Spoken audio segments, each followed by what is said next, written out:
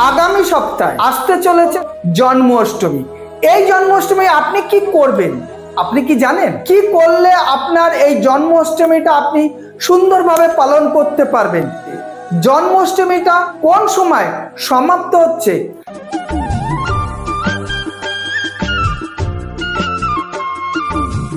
জয় মা তারা। আমি তান্ত্রিক সম্রাট পণ্ডিত সুশান্ত শাস্ত্রী। আগামীতে যে আমাদের সনাতন ধর্মাবলম্বীদের জন্য প্রত্যেকটা ঘরে ঘরে একটা পর্ব আসছে।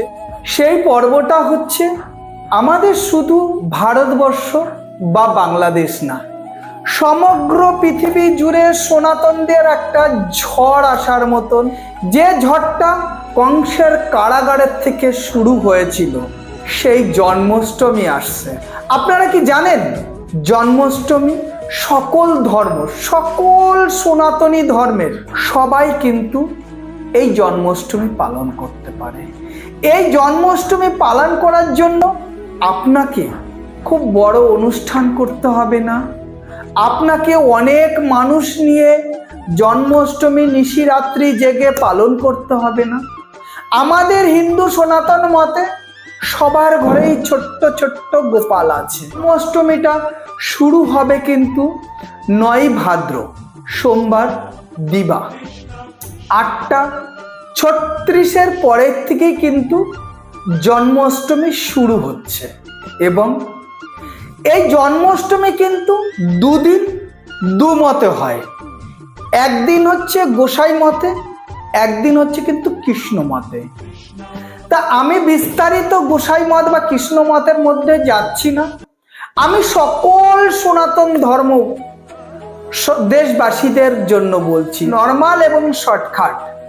আপনার ঘরে আপনার একটা গোপাল আছে, সেই গোপালকে আপনি ধান, দুব্বা এবং চন্দন, গোপালকে আপনি দধি দিয়ে স্নান করাতে পারেন, দুধ দিয়ে স্নান করাতে পারেন, এবং আপনি গোপালকে লাল চন্দনের মন্থন করাতে পারেন।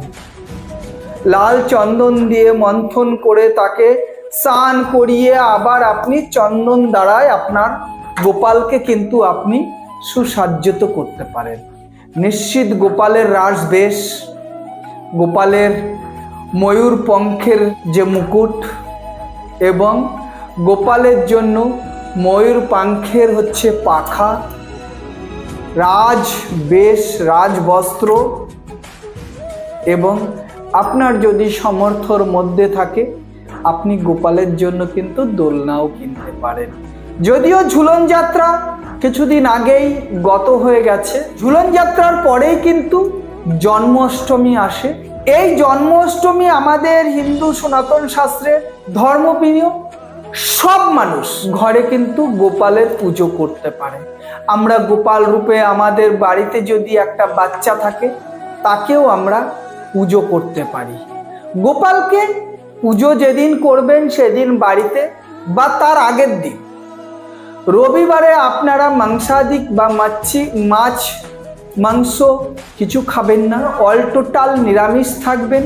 এবং আপনি যাই পারেন লুচি, সুজি, তালের বড়া, পঞ্চ মিষ্টি, পায়েস আপনি দিয়ে আপনার গোপালকে সেবা দিতে পারেন।